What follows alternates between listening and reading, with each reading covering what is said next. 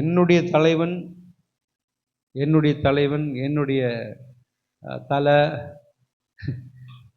அப்படின்னு சொல்லி இன்னைக்கு அவங்க சந்தோஷமா இருக்கிறாங்க, அவங்க சம்பாதிக்கிறாங்க, ஐஃபைல போகிறாங்க, ஐஃபை வாழ்க்கை வாழ்கிறாங்க, 5 ஸ்டார் ஹோட்டலில் சாப்பிட்றாங்க. அவங்க காரை கூட நீங்கள் தொட முடியாது. ஆனால் அவங்களுக்காக நம்ம அடிச்சுக்கிறோம், பிடிச்சிக்கிறோம். கிறிஸ்தவர்களாகிய நம்ம அரசியலில் தலையிடலாம், ஆனால் அவர்களுக்காய் வாழக்கூடாது. நான் யாருக்காய் வாழ வேண்டும்? ஆமென். எனக்காய் மரித்தார், எனக்காய் உயிர்த்தார், எனக்காக திரும்ப வருவேன் என்று சொன்னார். இன்னைக்கு எல்லா தலைவர்களும் வாக்கு என்ன சொல்லுவாங்க, வாக்குறுதி கொடுத்தாங்க. நான் உனக்கு 2010, 2000, 2500 தரேன், உனக்கு அதை தரேன், இதை தரேன். ஆனால் செய்வாங்களா செய்ய மாட்டாங்க தெரியாது. ஆனால் என் ஆண்டவர் சொன்னதுதான், அவர் மறக்கவே மாட்டார். ஆமென். சொன்னா தெரியுமா ஒரு வசனம், தாய் மறக்க மாட்டா, அவளே மறந்தாலும் நான் உன்னை மறக்க மாட்டேன். நீங்க சொல்ல முடியுமா எங்க ஆண்டவர் மறந்துட்டாரு?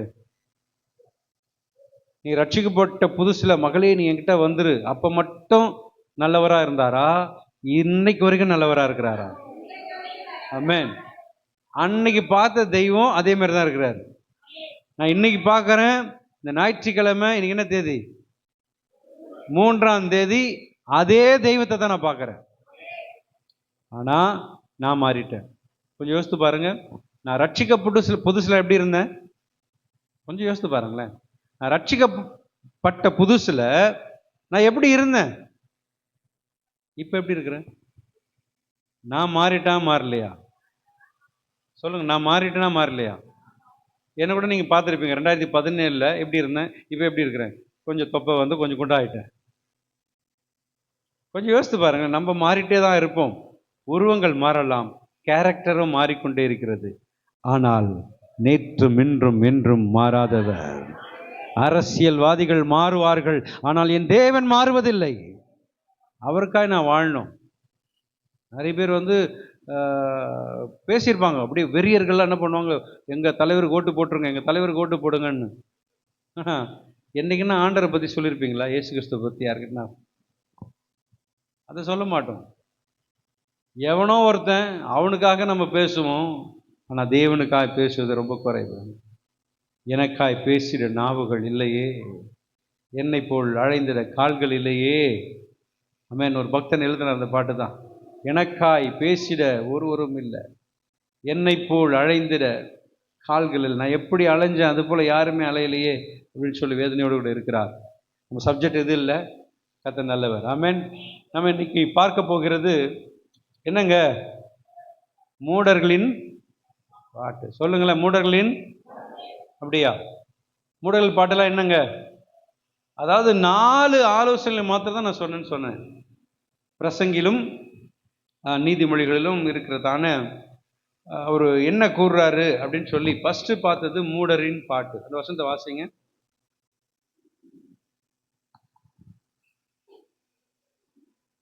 மறந்துட்டீங்களா?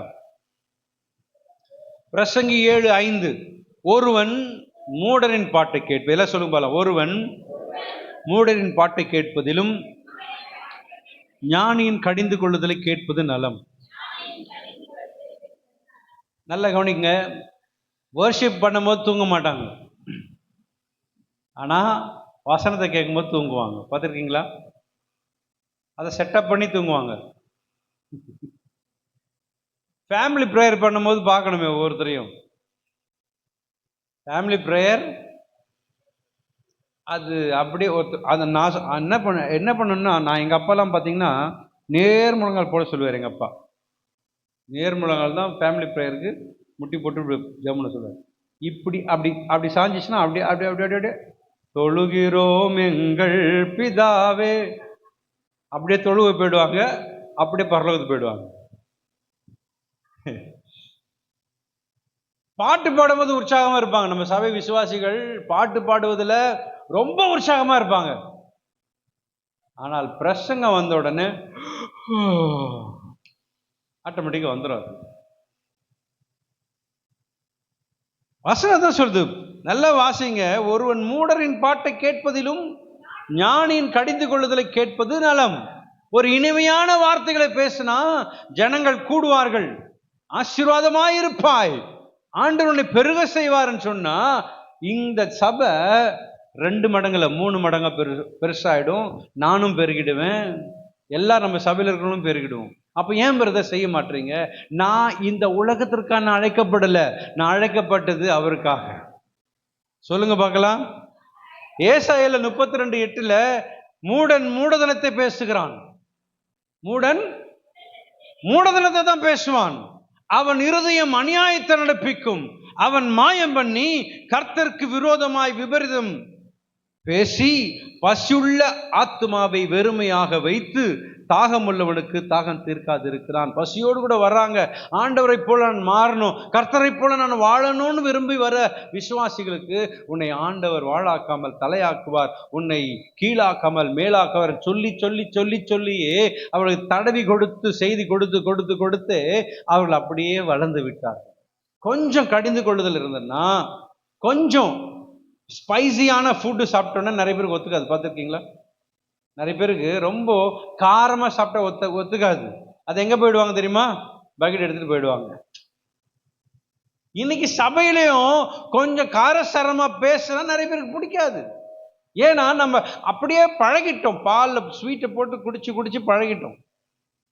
இதே நல்ல பயங்கரமான ஒரு காரம் நிறைந்த மசாலா போட்டு கொடுத்தா நமக்கு இறங்க மாட்டேது பிரதர், ஜீரணிக்க மாட்டேது பிரதர், அப்படியே ஏப்பம் வருது பிரதர், எனக்கு உள்ள நெஞ்சு எரியுது பிரதர்.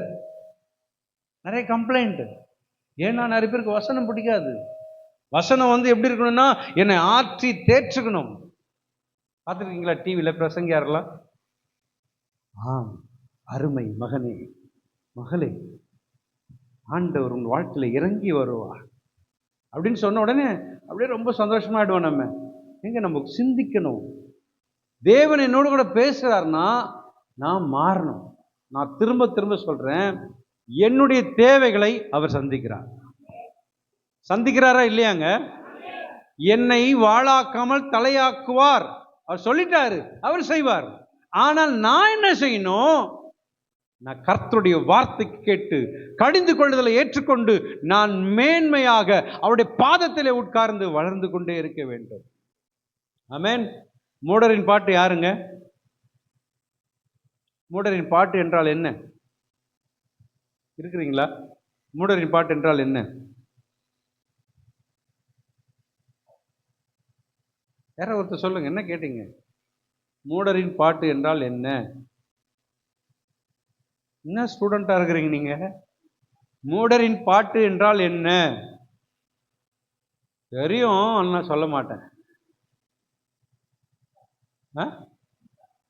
ஒண்டிக்காதா? இல்ல வேற என்னங்க கேக்குறீங்க நீங்க? திரும்ப அந்த மெசேஜ் எடுக்கட்டுங்களா?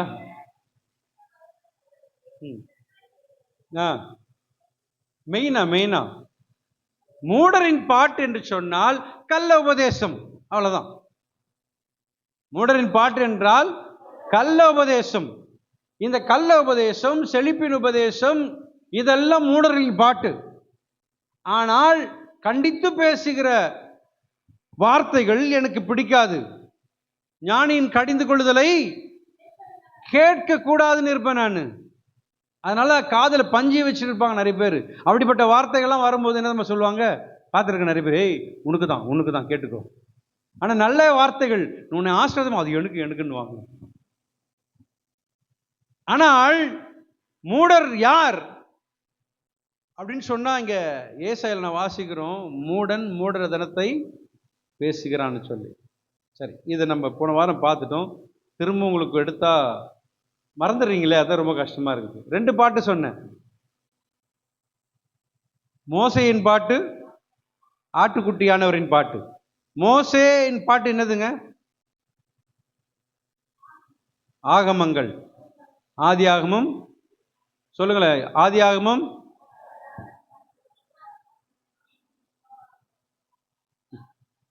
5 ஆகமங்கள் அவர் எழுதினது அந்த பாட்டு. அந்த பாடலை மாற்றி அமைத்தவர் என் ஆண்டவராய் இயேசு கிறிஸ்து. வெளிப்படுத்தின விஷயத்துல 15:3 வாசிங்க. அவர்கள் தேவனுடைய ஊழியக்காரனாக மோசையின் பாட்டையும் ஆட்டுக்குட்டியானவருடைய பாட்டையும் பாடி, சர்வ வல்லமையுள்ள தேவனாகிய கர்த்தாவே, தேவருடைய கிரியைகள் மகத்துவமும் ஆச்சரியமானவைகள், பரிசுத்தவான்களின் ராஜாவே, தேவருடைய வழிகள் நீதியும் சத்தியமானவைகள். அப்போ மோசையின் பாட்டையும் ஆட்டுக்குட்டியானுடைய பாட்டையும் பாடி, 2 பாட்டு. அப்போ நமக்கு மோசையினுடைய பாட்டு நமக்கு தேவை, இயேசு கிறிஸ்து எழுதின பாடல் நமக்கு தேவை. இயேசு கிறிஸ்துவனுடைய பாடல் கொஞ்சம் ஹை லெவல், மோசையின் பாட்டு கொஞ்சம் லோவா இருந்தது. அதான் நான் போன வாரம் சொன்னது போல, மோசையின் பாட்டு சொல்லுது விபச்சாரம் செய்யக்கூடாதுன்னா. அப்போ இயேசு கிறிஸ்துவனுடைய பாட்டு, ஆட்டுக்குட்டியானுடைய பாட்டு எப்படி இருக்குது சொல்லுங்களா? இருக்கிறீங்களா, தூங்குறீங்களா? எனக்கு ரொம்ப வேதனையா இருக்குது. போன வாரம் மெசேஜே மறந்துட்டீங்கன்றது தான் கஷ்டமா இருக்குது. போன வாரம் மெசேஜே நீங்க மறந்துட்டீங்கன்னா சரி. ஜனவரி மாதம் 1ஆம் தேதி கொடுத்த மெசேஜ் யாருக்கு ஞாபகம் இருக்குதா?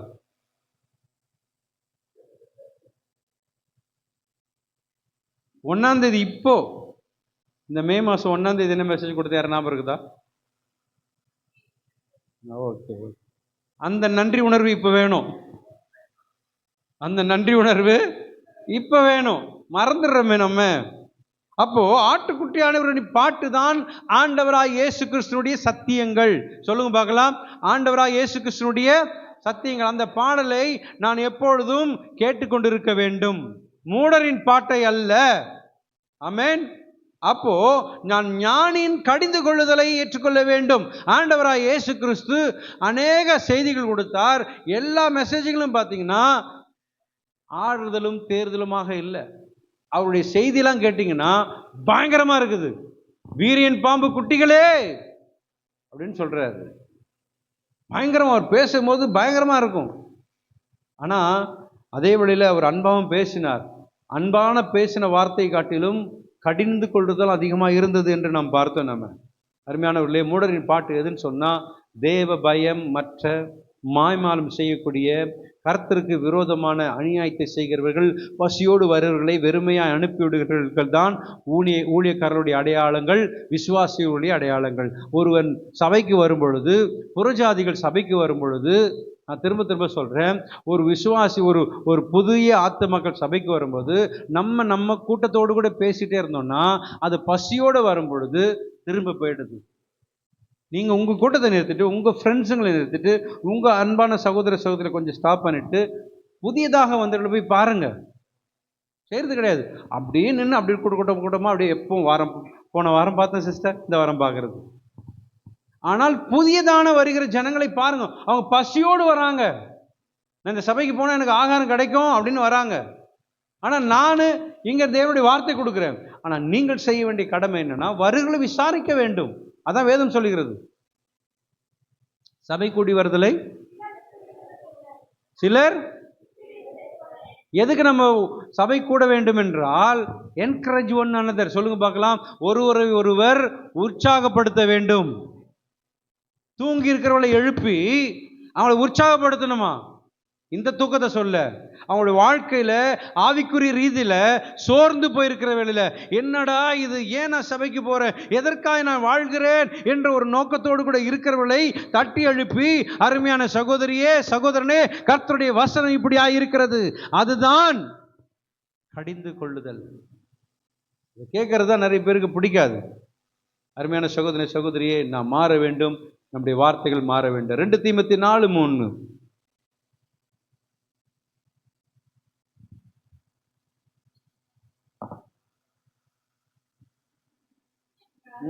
அவர்கள் ஆரோக்கியமான உபதேசத்தை பொறுக்க மனதில்லாமல் செவித்தினை உள்ளவர்களாய் தங்கள் சுய இச்சைகளுக்கேற்ற போதர்களை தங்களுக்கு திரளாய் சேர்த்து கொண்டு.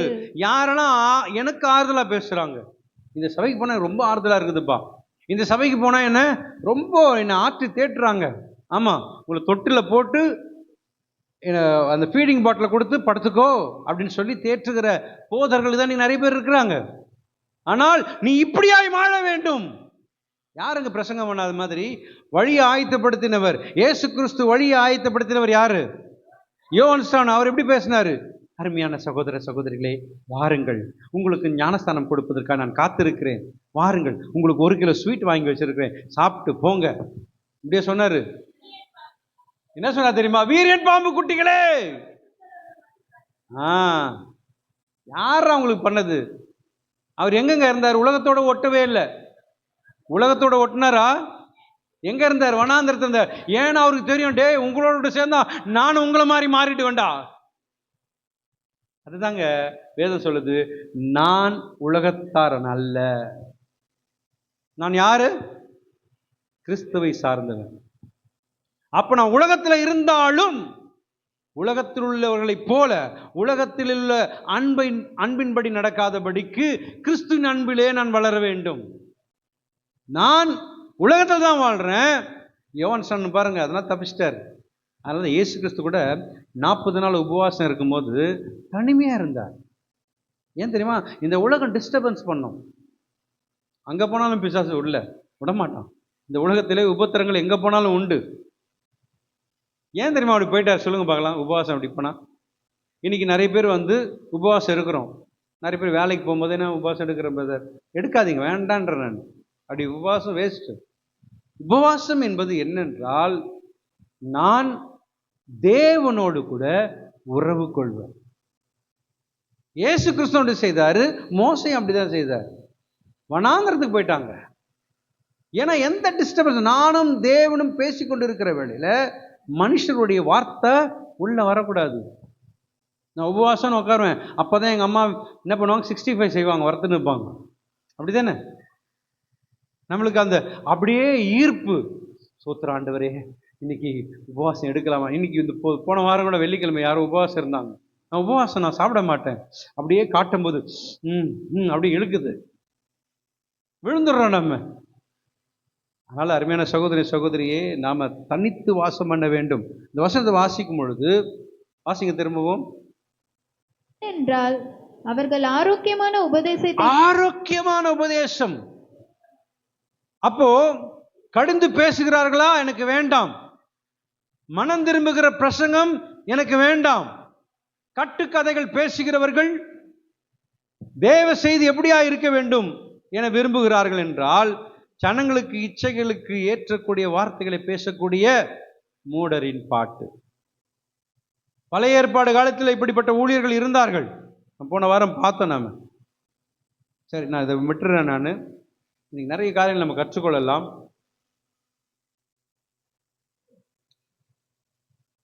இதை அப்போஸ்தலனாகிய பவுல் சொல்லும் போது 2 தீமோத்தேயு 4:2,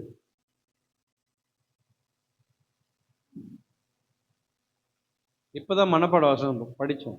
எல்லாரும் சொல்லாம, சமயம் வாய்ந்தாலும் வாய்க்காவிட்டாலும் ஜாக்கிரதையாய் திருவசனத்தை பிரசங்கம் பண்ணு, எல்லா நீடிய சாந்தத்தோடும் உபதேசத்தோடும் கண்டனம் பண்ணி கடிந்து கொண்டு புத்தி சொல்லு.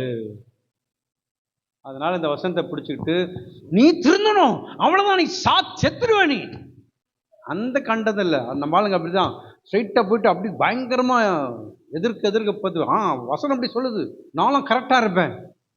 நோ, என்ன சொல்றாரு பாருங்க, நீடிய சாந்தத்தோட உபதேசத்தில் அங்க சொல்லணும். அந்த உபதேசத்தின்படி கண்டனை பண்ணணும், அந்த வசனத்தின்படி பேசணும், கடிந்து கொண்டு புத்தி சொல்லு. இப்படி சொல்லுவாங்க. இப்படிலாம் செய்யக்கூடாது தம்பி, அதெல்லாம் பண்ணக்கூடாது, நீ ரொம்ப நல்ல பையன்ல, இப்படிலாம் செய்யக்கூடாதுன்னா அவன் திருந்த மாட்டான். இப்படிதான். ஏன் பெரம்பெடுத்தா பயப்படுறாங்க? ஏன் எங்கள் வீட்டில் பூனைக்குட்டி வச்சுருக்குறோம், அந்த பூனைக்குட்டிக்கு அப்படி கை அப்படியே ஓடி போயிடும். அந்த பயம் இருக்கணும். நம்ம எப்பவுமே தடவி கொடுக்கிறவளாய் இருப்போம் என்றால் பயமற்றவளாய் போயிடுவாங்க. பாருங்க, கடிந்து கொண்டு புத்தி சொல். ஏன் தெரியுமா? அடுத்த வசனம், ஏனென்றால் அவர்கள் ஆரோக்கியமான உபதேசத்தை பொறுக்க மனதில்லாமல் செவித்தின உள்ளவர்களாய். ஆரோக்கியமான உபதேசத்தை பொறுக்க மனதில்லை. என்னைக்குமே நல்ல ஃபுட்டு சாப்பிட்றதுக்கு பிடிக்காது நிறைய பேருக்கு. பார்த்துருக்கீங்களா? அம்மா அழகா வீட்டில் கவனிங்க தம்பிங்களா, தங்கச்சிங்களா நல்லா கவனிங்க, குட்டி பசங்களா நல்லா கவனிங்க.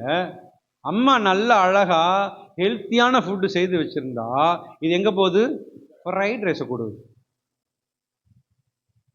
அதை கொடு, இதை கூட ஒரு ஹோட்டலில் வாங்கி சாப்பிட்டா என்ன ஆகும்? வயிறு போயிடும். இந்த ஆரோக்கியமான உபதேசம், தேவனுடைய வார்த்தை, ஆகாரம் ஆரோக்கியமானது.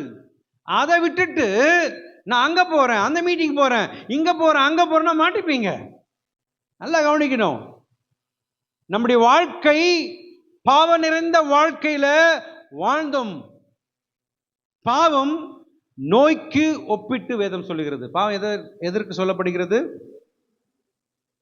அப்ப பாவம் நிறைந்த வாழ்க்கையானது வியாதி நிறைந்த வாழ்க்கை. சொல்லுங்க பார்க்கலாம். பாவம் நிறைந்த வாழ்க்கையானது வியாதி நிறைந்த வாழ்க்கை. அப்போ வியாதி நிறைந்த நம்மளை ஆரோக்கியமாக இருக்க வைப்பது, பரிசுத்தமான வாழ்க்கைக்கு, கிறிஸ்துவின் சாயலுக்கு கொண்டு போக வேண்டுமானால் நமக்கு தேவை, சொல்லுங்க பார்க்கலாம், ஆரோக்கியமான உபதேசம். நமக்கு தேவை ஆரோக்கியமான உபதேசம். அல்லேலூயா. என்னப்பா கிருபாகரன்? ஆரோக்கியமான உபதேசம். ஆமென். கர்த்தர் நல்லவர். ஆமென். அவர் ரொம்ப ரொம்ப நல்லவருங்க. என்னை கடிந்து கொண்டாலும் ஏன் என்னை கடிந்து கொள்கிறார்? நான் நடந்து போகும்போது பள்ளம் இருக்குது, அங்க போயிட்டு மகனே அப்ப அடுத்த ஸ்டெப் எடுத்து வைக்காதே, நீ கீழே விழுந்து விடுவாய் அப்படின்னு சொன்னா காது கூட கேட்காது. டாய் அப்படின்னா நின்றுவான். அல்லேலூயா. ஒரு வசனம் நம்ம சொல்லுவாங்க தெரியும் நம்ம ஊர்ல, அடி அடி என்னது, அடி தட்டி உதற மாதிரி உதவ மாட்டோம். அப்படி அர்த்தம் என்னன்னா, நான் அவனை நேசிக்கிறேன், நான் அன்பா இருக்கிறேன், பாதளத்தை தள்ளிடுவாங்க. எவன் ஒருவன் உங்களை கடிந்து கொண்டு, சகோதரனை, உன்னை நேசிக்கிறவங்க எப்படி தெரியுமா இருக்கணும்? உங்களை நேசிக்கிறவங்க கடிந்து கொள்ளணும். பிரதர் வேணாம், பிரதர் செய்யாதீங்க, சிஸ்டர் இதை செய்யாதீங்க. ஆனா நம்மளால எப்படி தெரியுமா? செய்யாதன்னு சொல்லிட்டு 10 பேர் சொன்ன, நான் தான் சொன்னேன் சொல்றான் அவன். நான் சொன்னதால தான் அவன் நல்லா இருக்கிறாங்க. அல்லேலூயா. அப்போ ஆரோக்கியமான உபதேசத்தை பொறுக்க மனதில்லாமல், நம்மை கண்டனம் பண்ணி கடிந்து கொண்டு பொத்தி சொல்லும், இதுதான் ஆரோக்கியமான உபதேசம். சொல்லுங்க பார்க்கலாம், எது ஆரோக்கியமான உபதேசம்? எங்க வீட்டில் தான் எங்க வீட்டுக்காரர்கிட்ட திட்டு வாங்கிக்கிறேன், இங்க வந்துமா எங்க வேலையில தான் அந்த ஆள் தாழ்ச்சி எடுக்கிறான், இங்க வந்துமா. இங்க ஏன்னா நீங்க நல்லா இருக்கணும்னு சொல்றேன். ஆமென். இந்த மெக்கானிக் ஷெட்ல போய் விடுவாங்க தெரியுமா சின்ன பசங்களாம்? அந்த காலத்தை நான் பார்த்துருக்கேன், இப்போ தெரியல. மெக்கானிக் ஷெட்ல இந்த ஸ்கூல் லீவ்ல என்ன பண்ணுவாங்க, பசங்களை அனுப்பி வைப்பாங்க, கத்துக்கடான்ட்டு. சோனுக்கு தெரியும் நினைக்கிறேன். மொட்டும் தலையில வைப்பாங்க, கத்துக்கடான்னுவாங்க. நான் கேட்பேன், ஏன்பா அப்படி அடிக்கிறீங்கன்னா, அப்பதான் சார் கத்துப்பான். ஆனா அந்த அடி வாங்கி வாங்கி வாங்கி கொட்டு வாங்கி தனியா ஒரு செட்டே ஒன்று கடவுன்னு ஆரம்பிச்சுடுவாங்க. அல்லேலூயா. அப்போ அவர் அந்த ஓனர் வந்துட்டு, தம்பி இந்த ஸ்க்ரூவை அப்படி இல்லப்பா இப்படி திருக வேண்டும். அவன் செய்வான்? செய்யவே மாட்டான். கொட்டின உடனே தான் அங்கே இறங்குது. நம்ம பிள்ளைங்களை கூட, மகனே அதை எடுத்துக்கொண்டு வாப்பா அப்படின்னா, ஏமா இருமா சொல்றாங்களா இல்லையா? ஒரு அதட்டுனா பண்ணு வந்துடுறாங்க. ஆம் பிரியமானவர்களே, நம்மை ஆரோக்கியமான உபதேசம் எதுன்னு சொன்னா, கண்டனம் பண்ணி கடிந்து கொண்டு புத்தி சொல்றதுதான். ஏசாயா 1ஆம் அதிகாரம் 5வது வசனமும் 6வது வசனம்.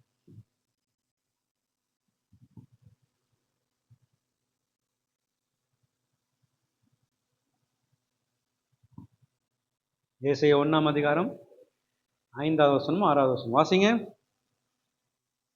இன்னும் நீங்கள் ஏன் அடிக்கப்பட வேண்டும்? அதிகமாய் விலகி போகிறீர்களே. தலையெல்லாம் வியாதியும் இருதயமெல்லாம் பலட்சியமாய் இருக்கிறது. உள்ளங்கால் தொடங்கி உச்சந்தலை மட்டும் அதிலே சுகமே இல்லை. அது காயமும் வீக்கமும் நொதிக்கிற ரணமுமா உள்ளது. அது சீல் பிதுக்கப்படாமலும் கட்டப்படாமலும் எண்ணெயினால் ஆற்றப்படாமலும் இருக்கிறது. சுகமாகுமா? ஆகுமா? ஆகாதா? ஏங்க, ஒரு ஒரு ஒரு ஒரு ஒரு பிள்ளைக்கு அடிபட்டுருது. என் பொண்ணுக்கு அடிபட்டுச்சு. ஸ்கூலுக்கு போகும்போது ஆக்சிடென்ட் ஆயிடுச்சு. அவளுக்கு சீல் வச்சிருச்சு காலில். அது தாங்க முடியல, கீழே வைக்க முடியல, அழுகுறா, பயங்கரமாக கத்துறா. ஆனால் ஹாஸ்பிட்டலுக்கு கூப்பிட்டு போன உடனே நான் உள்ளே போகல, ஏன்னா அவள் அழுகுறது தெரியும் எனக்கு. பிதிக்கி பிதிக்கி பிதிக்காடி எல்லாத்தையும் எடுத்துட்டாங்க. எடுத்து மருந்தை போட்டு கெட்டின மருந்து அப்படியே சந்தோஷமாக வெளியே வரா. நல்லா புரிஞ்சுங்க. தடவி கொடுத்து அப்படியே தேங்காய் அப்படியே தடவி அப்படியே தான் இருக்குது, போவே போகாது. பாருங்க என்ன சொல்லுது, நான் சொல்லலை. அதாவது உள்ளங்கால் தொடங்கி உச்சந்தலை மட்டும் அதில் சுகம் இல்லை. அது காயமும் வீக்கமும் நொதிக்கிற ரணமா உள்ளது. அதில் சீல் பிதுக்கப்படாமலும் அப்படியே கொத கொதகன்னு இருக்குது. கட்டப்படாமலும் எண்ணெயினால் ஆற்றப்படாமலும் இருக்கிறது. அல்லேலூயா. எதவு புரியுது? புரியுதா புரியலையா? அப்போ அந்த சீலை பிதுக்கும் பொழுது வலி இருக்குமா? வலி இருக்காதா? சம்டைம் ஆண்டவர் நம்மளை கொண்டு போகும்போது வலி இருக்கும். ஆனால் நீ பலனடைவதற்காக, நீ சுகத்தை பெற்றுக்கொள்ளும்படியாக உன்னை பிதுக்கிறார். சில நேரங்களில் அந்த சீல் வெளியே வர வேண்டும், அசுத்தங்கள் வெளியே வர வேண்டும் என்றுதான் உன்னை உடைக்கிறார் ஆண்டவர். அந்த உடைக்கப்படுறது தான் நிறைய பேருக்கு பிடிக்காம டாக்டர்கிட்டே போக மாட்டாங்க. பார்த்துருக்கீங்களா? நிறைய பேர் டாக்டர், சின்ன பசங்களை டாக்டருக்கு போனாலே பயப்படுவாங்க. நம்ம ஆளுங்க, நம்ம அம்மாங்க டாக்டரை பூச்சாண்டி ஆக்கி வச்சிருக்கிறாங்க. பார்த்துருக்கீங்களா? டாக்டர்கிட்ட சொல்கிறேன், சாப்பிட்ரு ஊசி போட்டுருவாரு. அவர் எத்தனை வருஷம் படித்தாருங்க? 7-8 வருஷம் படிச்சுட்டு வந்து உனக்கு சாப்பாடு ஊட்டுறதுக்கு அப்போ படிச்சுட்டு வந்தார் அவர்.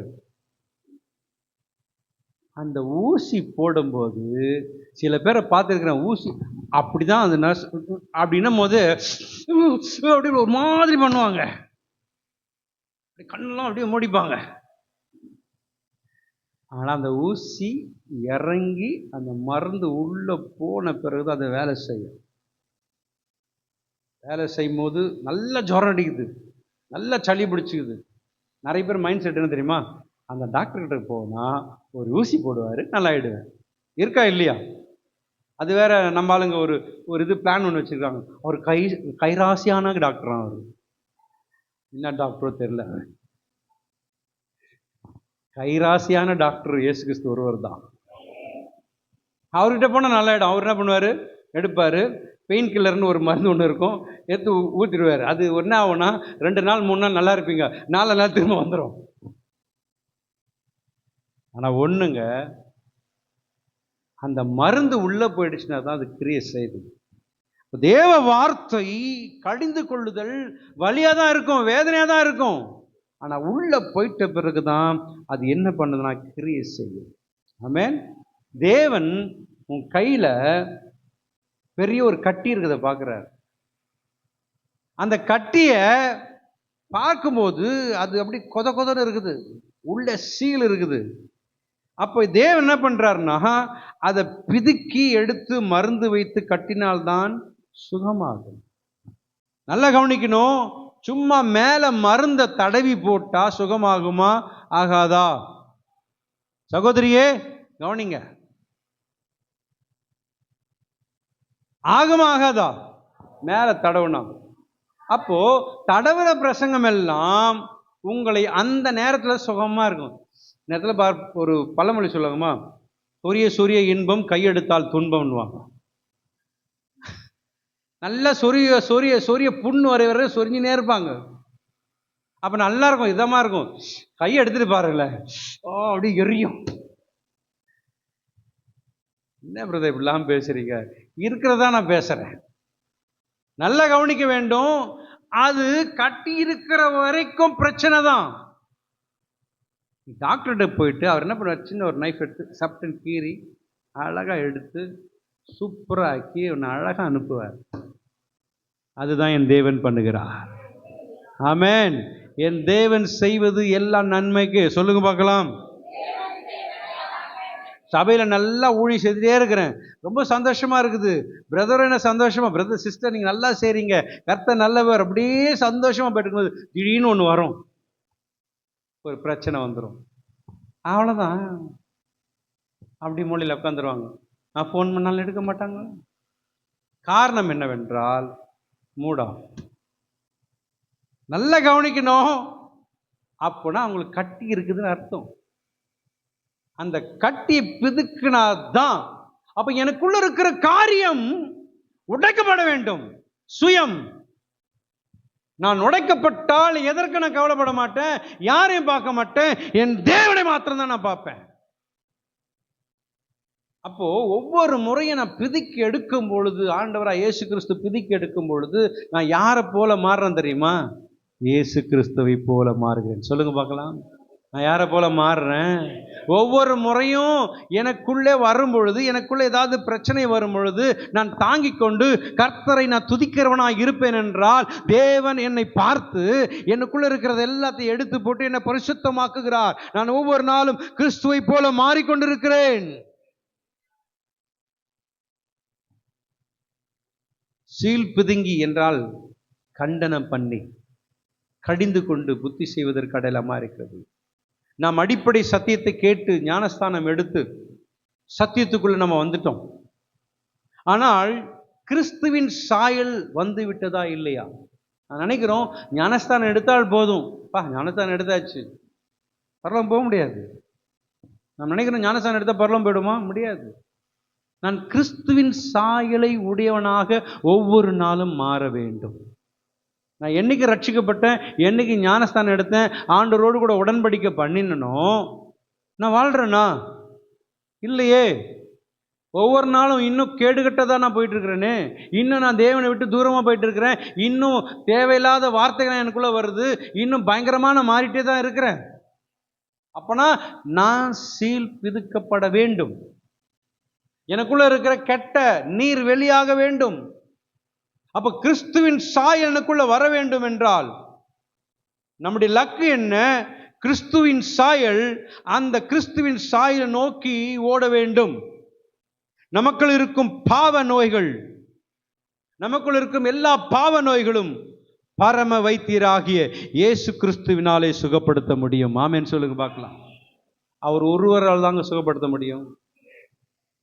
ஒரே டாக்டர், அவர்தான் கைராசியான டாக்டர். சொல்லுங்க பார்க்கலாம். சொல்லுங்களேன், பக்கத்துல பார்த்து. அவர்தான் யாரு? ஏகாம்பரம். அவர்தான் இயேசு கிறிஸ்து. ஜாஷுவா, அவர்தான் இயேசு கிறிஸ்து. ஆமென்.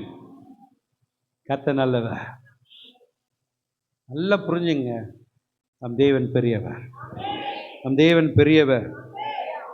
நமக்கு ஒரு காய்ச்சல் வந்தாலே டாக்டர்கிட்ட ஓடிடுறோம். இப்போல்லாம் ஐயோ டாக்டர் ஃபீஸ் அதிகமாக இருக்குது. எவ்வளோ? டாக்டர் ஃபீஸு அதிகமாக இருக்குது. பக்கத்தில் போய் சொல்லு, எனக்கு வயிறு வலிக்குதுன்னு சொல்லி வாங்கினு வா. அவர் ரொம்ப பெரிய டாக்டர் மாதிரி. அவர் 4 மாத்திரை, இது காலையிலே மதியானம் நைட்டு போடுங்க சொல்லி அவர் கொடுத்துருவார். அதை போட்டு பிரச்சனைகள் தான் வரும். நான் சொல்றது புரியுதுங்களாங்க? இவர் எதுக்கு படிச்சுக்கிறாருன்னா, அந்த மருந்து சீட்டை வாங்கி மருந்து சீட்டை பார்த்து என்ன மருந்து டாக்டர் கொடுத்தாரோ அதை கொடுக்கறதுக்கு தான் இந்த அந்த அந்த படிப்பை அவர் படிச்சிருக்கிறாரு. ஆனால் டாக்டர் படிப்பை இவர் படிக்கல. ஆனா நம்ம ஜனங்க எங்க போறாங்க? மருத்துவரிடம் போக மாட்டாங்க. ஈஸியா சீப்பா கிடைக்கிற இடத்துல போய், இப்போ நம்ம மோடி கூட ஒரு மருந்து ஷாப்பை ஓபன் பண்ணிட்டார். அது ரொம்ப சீப்பா இருக்குது. என்ன பண்றோம்? வயிற்று வலிக்குது, மாத்திரை கொடு. சளி இருக்குது, மாத்திரை கொடு. தற்காலிகமாக அந்த மாத்திரைகள் நிறுத்தப்படும். மாத்திரைகளினாலே அந்த நோய்கள் போகும், ஆனால் திரும்ப வரும். உங்களுக்காக படித்து எத்தனை வருஷம் படித்து அந்த டாக்டர்கள் நல்ல ஒரு பெரிய ஹாஸ்பிட்டலில் திறந்து வச்சிருக்கிறாங்க. அங்கே போனால் காசு செலவாகுது. எவ்வளோ சோம்பேறி தானே நம்ம. அதனால் இதனால் நான் ப்ராக்டிக்கலாக பேசுகிறேன். அதை ஸ்டாப் பண்ணுங்க. முதல்ல அதை ஸ்டாப் பண்ணுங்க. டாக்டர்கிட்ட போங்க. அதே போல தான் இன்றைக்கு தற்காலிகமாக அங்கே போய் ஜெபம் பண்ணலாம், இங்கே போய் ஜெபம் பண்ணலாம், நல்லா ஆகிடும் நினைக்கிறீங்க. ஆகவே ஆகாது. தேவனிடம் சென்றால் மாத்திரம்தான் நீங்கள் சுகம் பெற்றுக் கொள்வீர்கள். சில சபைகளில் பாவ மன்னிப்பு சீட்டு கொடுக்குறாங்க, பார்த்துருக்கீங்களா? ரோமன் கேத்தலிக்கில் கொடுப்பாங்க. ஃபாதர்கிட்ட போய் கேட்டால் அவர் பாவம் மன்னிச்சுட்டு வரா? பாவி பாவத்தை மன்னிக்க முடியாது, இயேசு கிறிஸ்து ஒருவர் தான் மன்னிக்க முடியும். சொல்லுங்க பார்க்கலாம். இயேசு கிறிஸ்து ஒருவர். என்னங்க எல்லாம் ஒரு மாதிரியா இருக்கிறீங்க?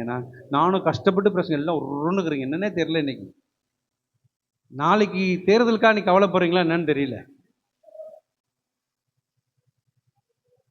ஒரு மாதிரி எனக்கு இல்லை, நான் வார வாரம் நிற்கும்போது எனக்கு அந்த ஃபீலிங் தெரியும். நீங்கள் எல்லாம் ஒரு மாதிரியாக தான் இருக்கிறீங்க. சீக்கிரம் முடிப்பா நாங்கள் போகணுன்னு இருக்கிறீங்களா? எதுக்காக நம்ம வந்து உட்காந்துருக்கிறோம்? நானும் கடிந்து கொள்ளுதலை பற்றி பேசுகிறேன், அது பேசுன கூட இப்படி தான் பார்த்துருக்கிறீங்க நிறைய பேர். கத்து நல்லவர், ஆமேன். அதுக்கு மாத்திரம் தான் நல்லவர் சொன்னால் மட்டும் தான் ஆமேன்னு வருது. மூடரின் பாட்டை கேட்பதிலும் ஞானியின் கடிந்து கொள்ளுதலை கேட்பதிலும், ஞானின் கடிந்து கொள்ளுதலை கேட்பது நலம். சொல்லுங்க பார்க்கலாம், நலம். அதான் ஆரோக்கியமானது. நான் சீல், எனக்குள்ள இருக்கிற சீல் பிதுக்கப்பட வேண்டும். வாயில வரமாட்டுது. ஐய என்ன நல்லா வார்த்தை வேணாம் பிரதர். பாவத்தை போய் பண்றிய, பண்ணி என்னங்க சாப்பிடுது? சென்னை பண்ணி. அது போலதான் நான் வாழ்ந்துட்டு இருக்கிறேன். இங்க கிறிஸ்துவுக்கா நிக்கணும், ஆண்டவருக்காய் துதிக்கணும்ட்டு வந்துட்டு திரும்ப பண்ணி சாப்பிட்றதே போய் சாப்பிட்றேன் நான். இதை விட நான் சொல்றதுக்கு வேற ஒண்ணும் இல்லை. நான் கர்த்தரும் எனக்கு வேணும், எனக்கு உலகமும் வேணும். அருமையான தேவஜனங்களே, ஆரோக்கியமான உபதேசத்தை கேட்டு என்னங்க பிரயோஜனம்? அதுக்குதான் ஆண்டவர் கொட்டுறாரு, அடிக்கிறாரு. எவ்வளவு சொல்றாரு, எவ்வளவு சொல்லியும் கேட்கறதுல போய் திரும்ப திரும்ப திரும்ப திரும்ப பாவமும் எனக்கு வேணும், தேவனும் எனக்கு வேணும்னு இருந்தோம்னா நான் எப்படி மனம் திரும்புவேன்? இதனாலதான் எனக்கு ஆரோக்கியமான உபதேசம் கடிந்து கொள்ளுதலை ஏற்றுக்கொள்ள முடியல என்னால. அதனாலதான் சபையை தேடுறேன். இந்த ஊழியக்காரர் நல்லா பேசுறாரு, ஆறுதலா பேசுறாரு, போங்க, அவங்க தூங்க வச்சிடுவாங்களே. அருமையான தேவஜனங்களே, கடிந்து கொள்ளுதலை வெறுப்பாக எடுத்துக்கொள்ளக்கூடாது. ஒரு சத்தியத்தை சத்தியமாக பேசும்போது அது நம்மை குத்தும். உள்ள தவறுகள் இருக்கும் பொழுது நாம் பிரசங்கியார தப்பாக நினைக்கிறோம். எனக்கு நிறைய ஃபோன் வரும். என்ன உங்க அம்மா சொல்லிட்டாங்களா? வந்தது. ஓ அந்த சிஸ்டம் கிட்ட சொல்லிட்டாங்களா? அம்மா எனக்கு உண்மை சொல்லிட்டுங்களா? எனக்கு உண்மையாக சொல்கிறேன், நான் இங்கே என்ன சொல்கிறேன், நீங்கள் சொன்னாலும் நான் மறந்துடுவேன். ஒப்புக்குச்சப்பா தான் நான் கேட்பேன். நான் ஏதாவது பிரச்சனை சொன்னால் கூட, ஆனால் பிரச்சனைகளை தெய்வன் பார்த்து கொள்வார். ஒன்று தெரியுமா? அதை நான் இங்கே வந்து செய்தியாகவோ இவங்க சொன்னாங்க அவங்க சொன்னாங்கன்னு சொல்லவும் மாட்டேன். கர்த்தர் எனக்கு கொடுப்பதை தான் நான் பிரசங்கிக்கிறேன். அல்லேலூயா, சொல்லுங்க பார்க்கலாம். அப்போ 3:19 வாசிங்க. ரெவலேஷன், வெளிப்படுத்தின விசேஷம். நான் நேசிக்கிறவர்களோ அவர்களை கடிந்து கொண்டு சிட்சிக்கிறேன். ஆகையால் நீ ஜாக்கிரதையா இருந்து மனம் திரும்பு. என்னவாங்க? நான்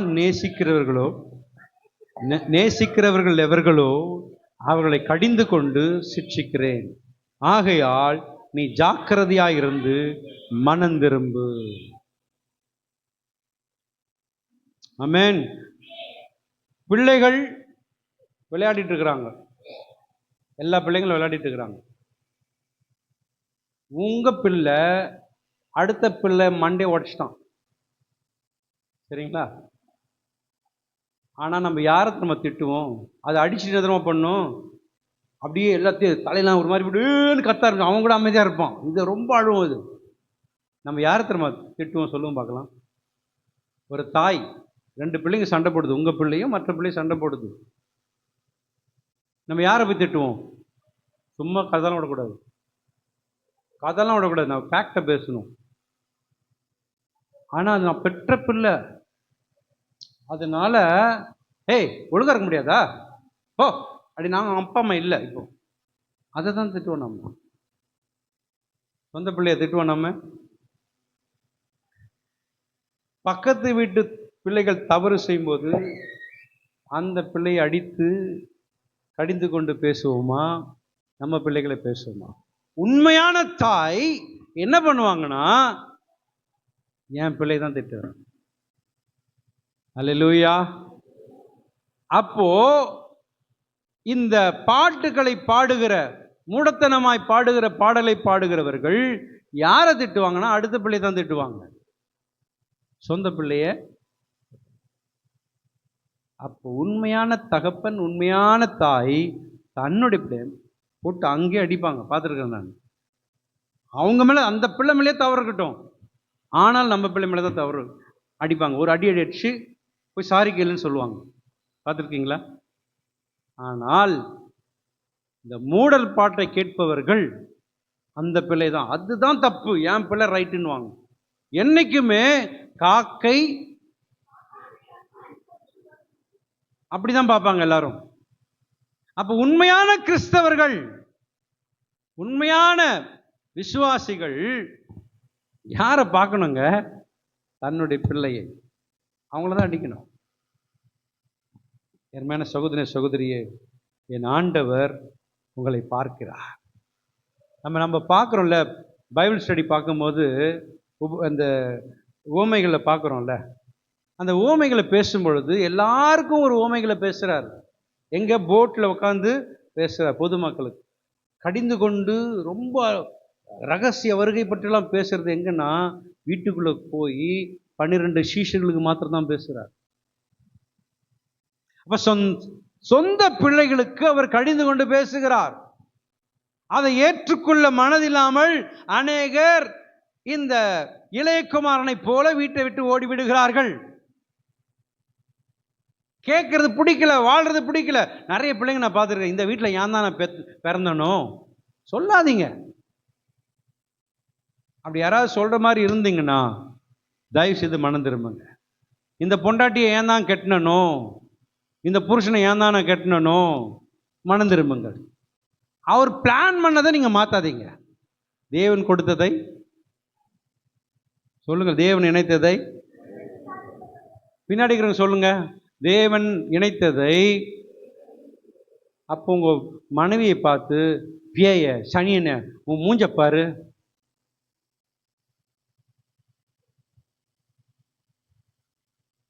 சனியனை சனியனை யாருன்னா பார்த்துருக்கீங்களா? சொல்லுங்களேன், சனியனை யாருன்னா பார்த்துருக்கீங்களா? உன் மூஞ்ச பாரு, நீ தான் சனியமே இருப்ப. என்னமோ இவருன்னு அப்படியே அப்படியே இருக்கிற மாதிரி. மனம் திரும்புங்கள், பரலோக ராஜ்யம் சமீபமாக இருக்கிறது. ஆமென், ஆமென் சொல்லுங்க பார்க்கலாம். அப்போ எப்பொழுது உணர்வு வரும் என்றால் நம்முடைய வாழ்க்கை முடிவில் தான் உணர்வாங்க நிறைய பேர். அப்பதான் ஐயோ. நீதிமொழிகள் 5:11, அன்றைக்கு நான் கேட்டேன் சத்தியத்தெல்லாம், பெட்ல படுத்திருக்கும் போது தான் நான் தப்பு பண்ணிட்டேனே, கேட்காமல் அலட்சியப்படுத்தி விட்டேனே என்று சொல்லி நாம் வருத்தப்படுகிற காலம் வரும். வாசிங்க நீதிமொழிகள் 5:11, 11, 12, 13, 14. முடிவிலே உன் மாம்சமும் உன் சரீரமும் உருவழியும் போது நீ துக்கித்து, ஐயோ போதகத்தை நான் வெறுத்தேனே, கடிந்து கொள்ளுதலை என் மனம் அலட்சியம் பண்ணினதே, என் போதகரின் சொல்லை நான் கேளாமலும் எனக்கு உபதேசம் பண்ணினவர்களுக்கு என் செவியை சாயாமலும் போனேனே, சபைக்குள்ளும் சங்கத்துக்குள்ளும் கொஞ்சம் குறைய எல்லா தீமைக்குள்ளானேனே என்று முறையிடுவாய். எப்படியா?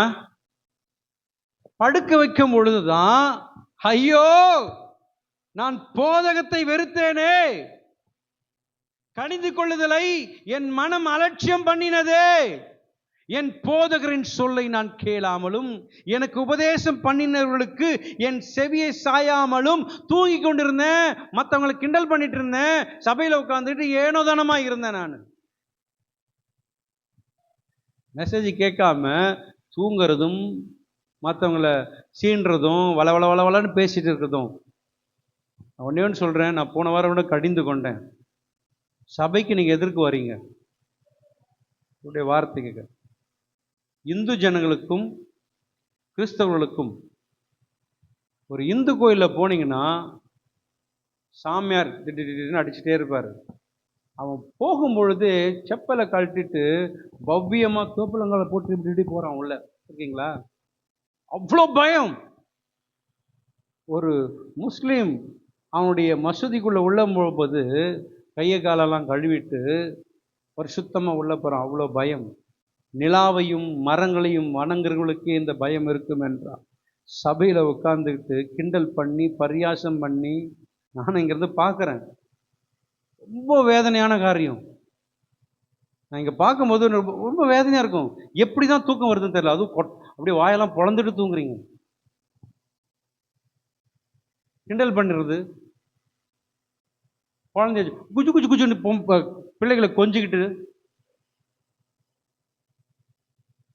எங்க சபைங்க இது, சபை. சபையில் எப்படி இருக்கும்? ஒரு 2 மணி நேரம். அப்ப இங்க நடக்கிறீங்கன்னா அப்ப வீட்டில் எப்படி இருப்பீங்க? 2 மணி நேரமே என்னால் உட்கார முடியல. 10 முறை நடந்து வந்துட்டு இருக்கிறேன். அந்த 2.5 மணி நேரமே என்னால சரியாக இருக்க முடியவில்லை என்றால் நான் வீட்டில் எப்படி இருக்கிறேன்? இங்கேயே இவ்வளவு பேசுறீங்கன்னா இப்ப வீட்டில் எவ்வளவு பேசிருப்பீங்க? அதனால பேர் வைக்கிறாங்க, கம்ப்யூட்டர் வாயி, லப்பர் வாயி, ரப்பர் வாயி அதுன்ட்டு.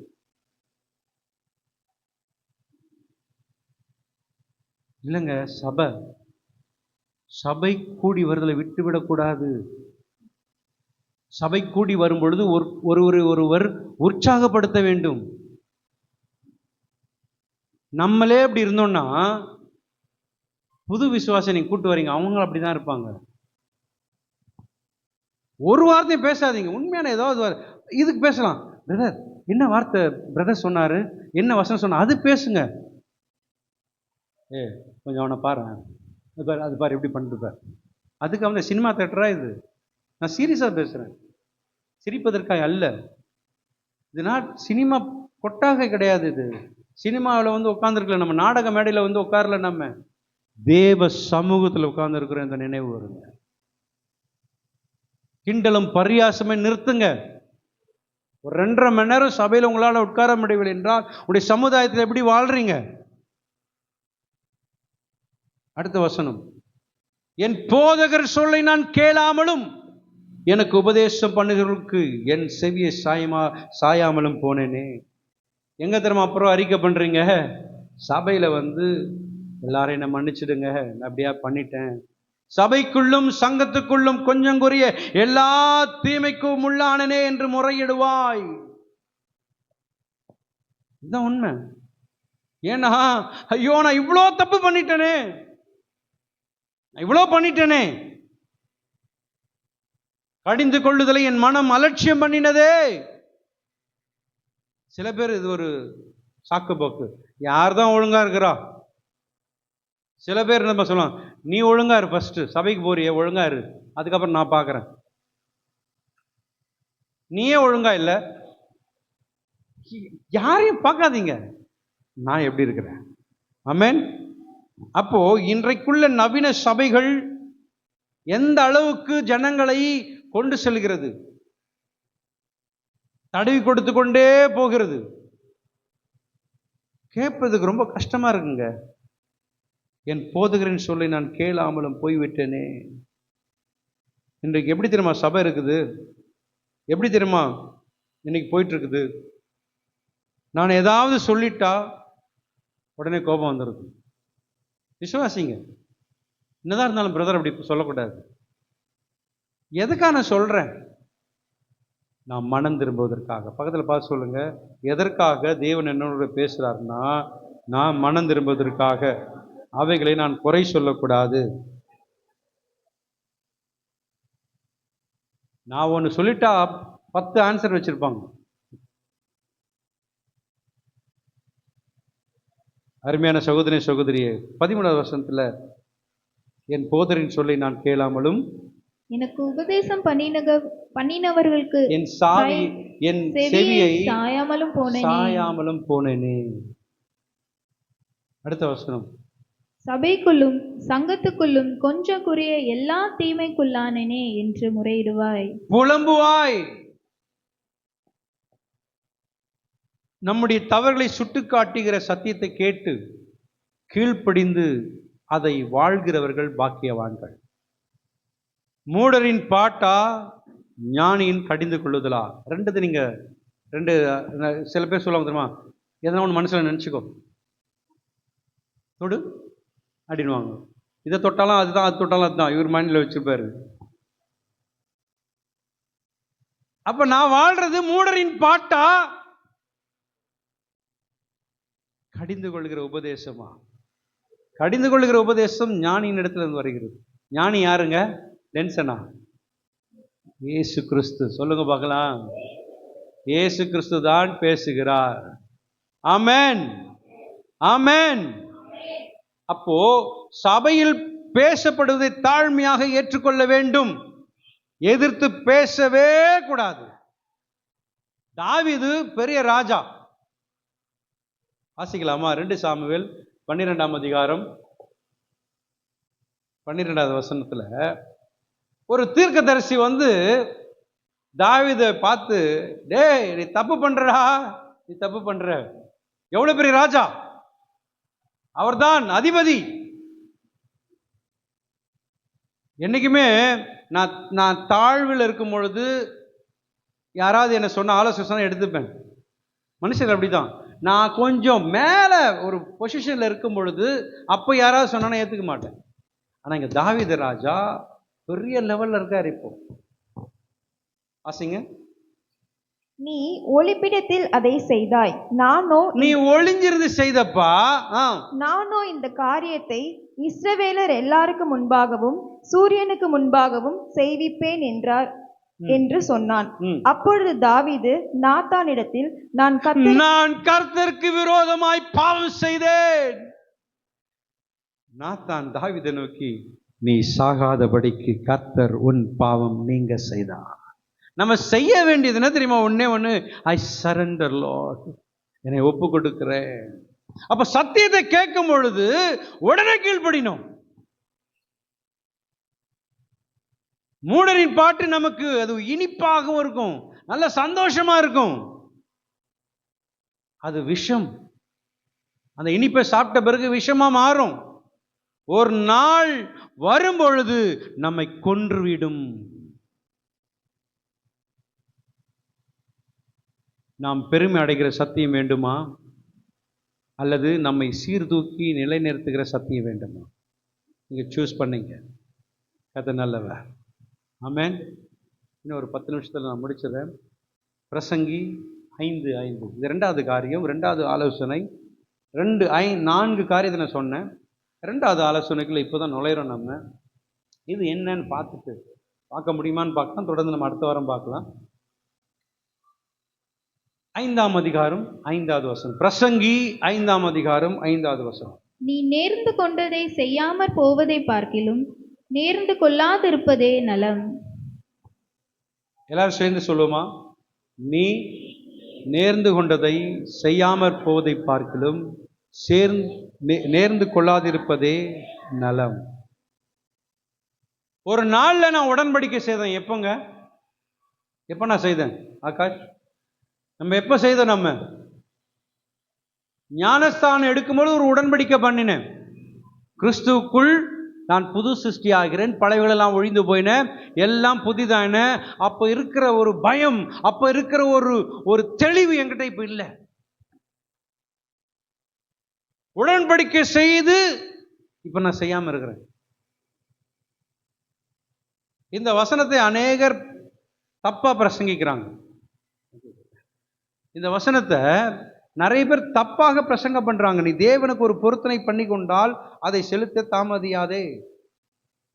என்ன பிரசங்கம்னா, ஆண்டவரே எனக்கு வாழ்க்கையில் இப்படி நடந்துச்சுன்னா உமக்கு 10,000 ரூபாய் காணிக்க தரேன், அப்படி நீ பொருத்தனை பண்ணிட்டுனா உடனே செய்திரு, அல்லது உன் குடும்பத்துல சாபம் வந்துடும் அப்படின்றாங்க.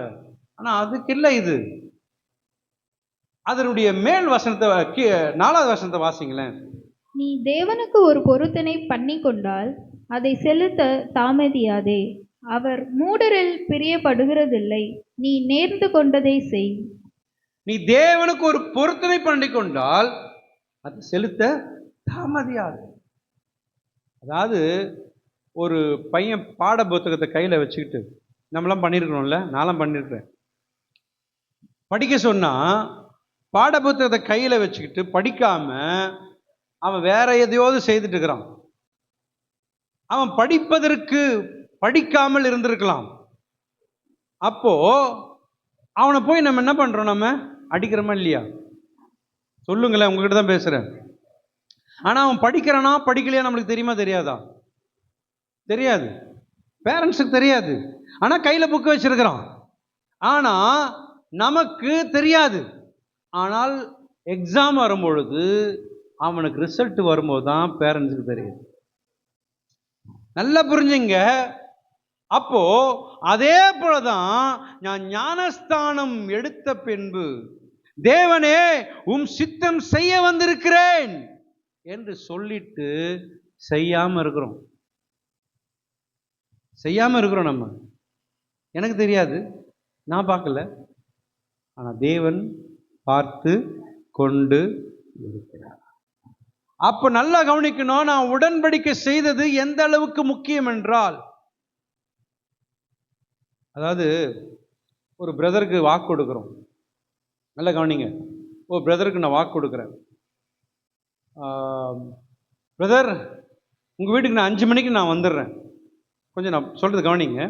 சிஸ்டர், உங்கள் வீட்டுக்கு 5 மணிக்கு நான் வந்துடுறேன் அப்படின்னு நான் வாக்கு கொடுத்துட்றேன்.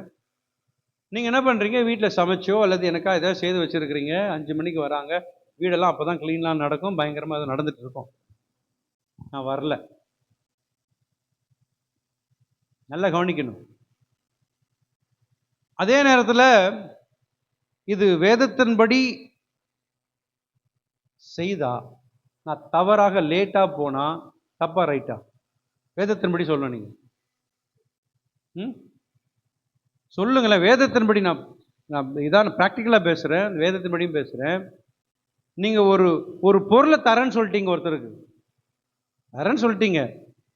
ஆனா தராம போன் அடிச்சுட்டே இருக்கிற, நீங்க போன் ஆஃப் பண்ணி வச்சுறீங்க. தப்பா ரைட்டா? சொல்லிட்டீங்க ஆனா செய்ய மாட்டேன். அதுக்கு சொல்லாம இருக்கலாமே. நான் சொல்றது புரியுதா? யாக்கோபு 3:2 ஆண்டவர் என்ன சொல்றாருன்னா, நாம் எல்லாரும் அநேக விஷயங்களில் தவறுகிறோம்.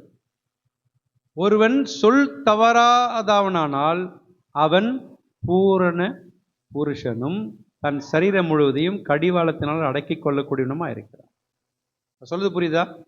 ஒருவன் சொல் தவறுகிறான் என்றால் அவன் பூரண மனுஷன் கிடையாது. ஒருவன் சொல்லி செய்யாம இருந்தா, வேதம் தான் சொல்லுது, நான் சொல்லலைங்க. எப்படி அவனால் வாக்கு கொடுக்க முடியும்? இதனால்தான் அமெரிக்காக்காரன், யூரோப்பியன்ஸ்லாம் நல்லா இருக்கிறாங்க. அவங்களாம் டைமிங்லையும் சரி, ஜாப்பனீஸு கூட சரி, வெளிநாட்டவர்கள்லாம் கரெக்டாக இருக்கிறாங்க. நம்ம இந்த விஷயத்திலே உண்மை இல்லைன்னா தேவ சமூகத்தில் எப்படி உண்மையாக இருக்கும்? சொல்ல விளங்குதா? கொஞ்சம் யோசித்து பாருங்களேன். நம்மளாம் எவ்வளோ பேர் காய வச்சிருக்கிறாங்க. 5 மணிக்கு வரேன்னு சொல்லிட்டு வராமல் போயிடுவாங்க. நம்ம கொடுக்குற வாக்கை அதை நிறைவேற்றணும். இந்த வசனத்தை நீங்க நல்லா வாசிங்க. யாரோ ஒருத்தர் சத்தமா வாசிங்க பார்க்கலாம்.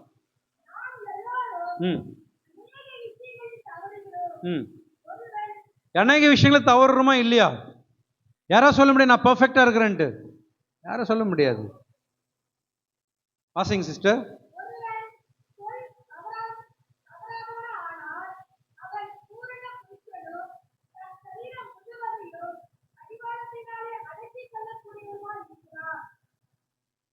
எப்படியாங்க?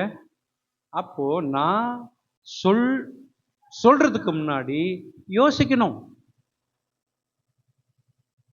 நான் ரட்சிக்கப்பட்டு ஞானஸ்தானம் எடுக்கும் பொழுது ஒரு உடன்படிக்கை பண்ணினேன். ஆண்டவர்கிட்ட, மக்கள் இடத்துல இல்ல, தேவனிடத்திலே ஒரு உடன்படிக்கை பண்ண.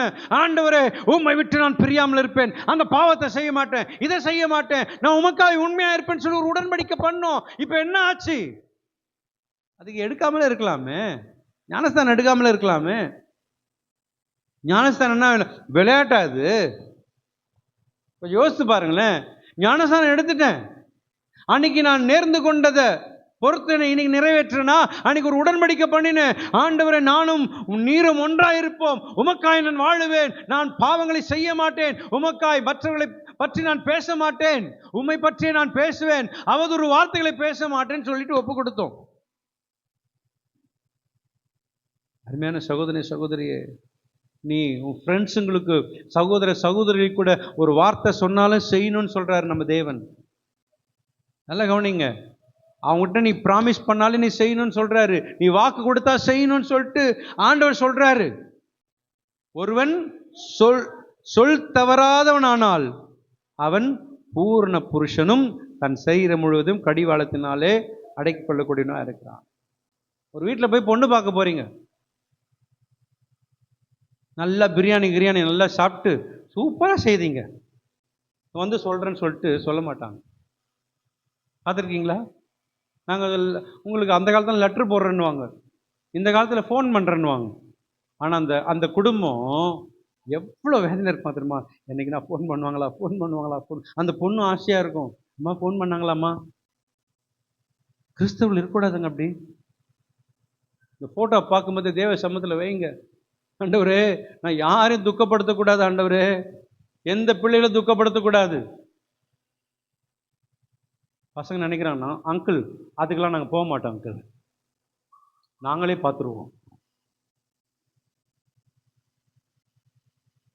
பிரியமானவர்களே, இன்னைக்கு ஒரு குடும்பம் எனக்கு தெரியுங்க. கிட்டத்தட்ட எனக்கு தெரிஞ்சு ஒரு 50 பொண்ணை பார்த்துருப்பாரு. 50 பொண்ணு பார்த்துருப்பாங்க. ஆனால் நடந்தது என்ன தெரியுமா? சரியா வாழலங்க அவங்க. எத்தனை குடும்பத்தில் எவ்வளோ வேதனைப்பட்டிருப்பாங்க. சொன்னா செய்யுங்க, ஆனால் சொல்லாமல் இருக்கு. சொன்னா செய்யணும். 1000 ரூபாய் கொடுத்துட்றேன் வாங்க, ஆஃபீஸ்க்கு வாங்க, நான் கொடுத்துட்றேன்னு வாங்க. இவர் பாவம் இங்கேருந்து கஷ்டப்பட்டு 1000 ரூபாய் தருவார்னு போய் நிற்பார். அந்த ஆள் அங்கே இருக்க மாட்டார், ஃபோன் இடத்துல எடுக்க மாட்டார். அப்போ ஏன் சொல்லணும்? உன்னால் கொடுக்க முடிஞ்சால் கொடுங்க. நான் திரும்ப திரும்ப சொல்கிறேன், உங்களை சக்திக்கு மேலே எதுவுமே செய்யாதீங்க.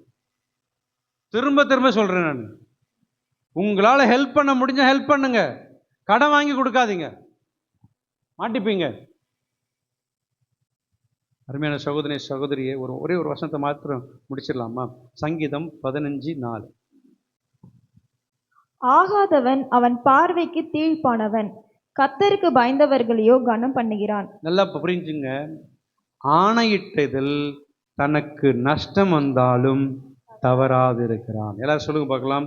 ஆணையிட்டதில் தனக்கு நஷ்டம் வந்தாலும் தவறுகிறான். நான் திரும்ப சொல்றேன், நீங்க தரேன்னு சொல்லிட்டீங்க,